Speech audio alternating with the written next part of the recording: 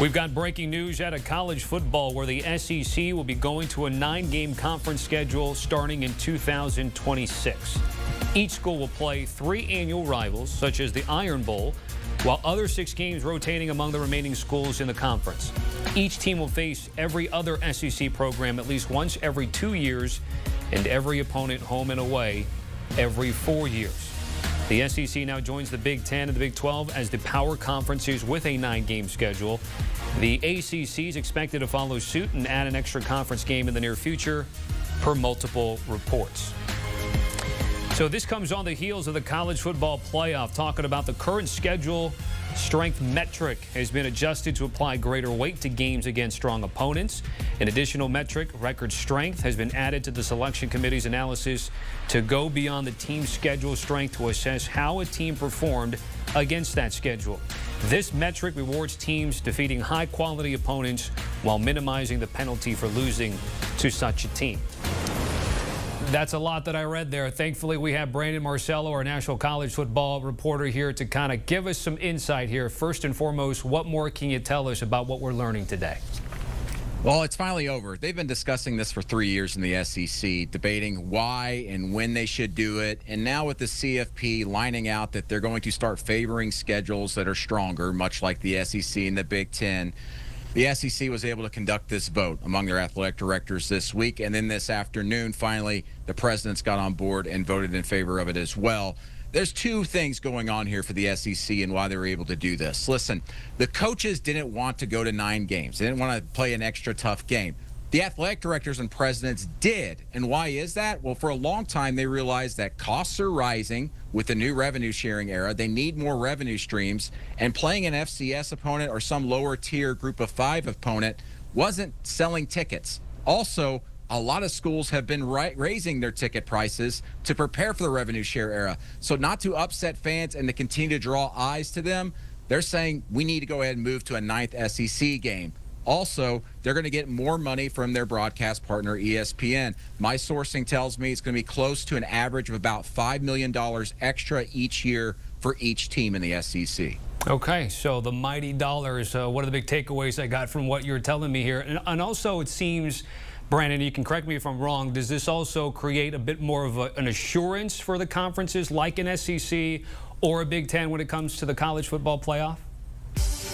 Yes, and also this is something that the Big Ten and the Big 12 have been wanting. They've been wanting all the power conferences to play the same amount of conference games. Now, the only conference not doing that is the ACC, but the thinking has been for a long time that the moment the SEC decides to go to 9 games, the ACC will follow, so they are not the lone holdout. So now you're going to see an opportunity here for, I want to call it universal scheduling, but something where everybody can go, you played 9 games, you played 9 games. Now the big discussion point is, are you going to play a 10th game against a power conference opponent? Well, the SEC is making that a requirement in this new scheduling agreement. You play your 9 conference games, but you also have to play a non-conference opponent against someone from the Big 4 as well. That's going to be something to watch in the Big 10, also in the Big 12 moving forward. A couple more follow-ups here. I know there's a joke out there about how the Citadel will fill out the schedule, but jokes aside, Brandon, how will FCS schools, and you mentioned the group of 5, how will scheduling be for them moving forward? Yeah, the big paydays for them are probably ending when they're playing these bye games, as they call them, where they go to an SEC or Big 10 school, get a big paycheck, take a loss, and go back home. You're going to see less and less of those games. So now the group of 5 schools are going to have to start scheduling more non-conference games between themselves and try to find some premier games in that level to attract viewership for television, to make that a little bit more conducive for making more money. So also the FCS programs are probably the ones going to get really, really hit on all this. For the longest time, for the last several months, I should say, because of this House settlement, we've been trending toward the FCS almost being a non-factor when we talk about the FBS football scheduling system. For the longest time, SEC teams propped up a lot of in-state FCS schools by scheduling them on the roster there and then paying them like $1.5 million, and that was a lot of money that went to their athletic departments. Well, those are just going to be fading away over the next several years. So we're moving into an era here, much like we saw back in like 1978 when we saw 2 divisions created with the FBS and FCS. We're moving closer to where it's going to be the Power 4 conferences almost separate in a lot of ways from the group of 6, and then the FCS, a third level for football. Okay, let's circle back to the Southeastern Conference with one of the key notes that we learned from this 9-game schedule, which is 3 games against rivals annually. So there's an assumption, I mentioned the Iron Bowl, that's going to be protected. From what you know and what you're hearing, is there going to be any complications in figuring out those 3 schools for each team member? No, in fact, I need to go back through my notes because several years ago when the SEC was discussing 9 games and doing a 3+6 model, I got some information that showed those 3 permanent rivals. And based off my memory, we're not losing any rivalries. In fact, we're probably gaining some back that we've missed over the years. Remember, in the early 1990s, mid-1990s, we had some interesting matchups there that became rivalry games in the SEC. Then when they expanded with Arkansas, South Carolina coming in, and then later in the 2010s with A&M and Missouri, they weren't able to keep those on the schedule. But now this is going to allow them to do that with 3 permanent rivals instead of doing 2. So I've had a lot of questions for you, Brandon. Anything that take away today? I know you've been tracking it for a while now. Any other questions or concerns given what the Southeastern Conference has announced today? This is me thinking out loud, okay? I go back to the SEC spring meetings in Destin when, at the time, it looked like the SEC was on board with the Big Ten's idea of a multi-qualifier playoff where the SEC and Big Ten would get 4 AQs.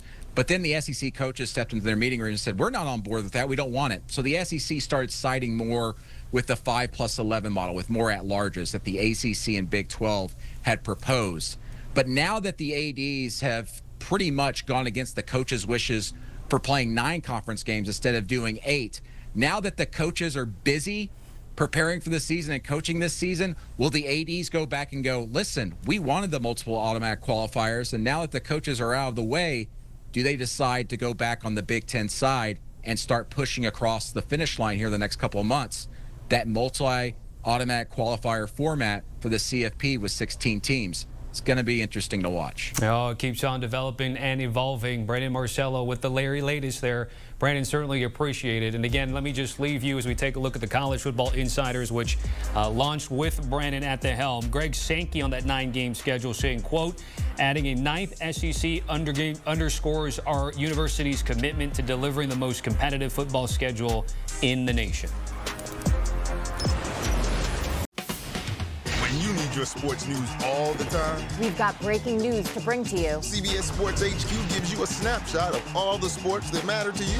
Big news coming out of the NFL. A lot of movement in the rankings this week. With highlights. What a finish at the final round of play. And in-depth analysis. Can they three-peat? Tony Romo joins the conversation. What can you say about this game? When you need your sports in a snap. We're bringing you that breaking news right here on HQ. Find it on CBS Sports HQ. Streaming free anywhere you are.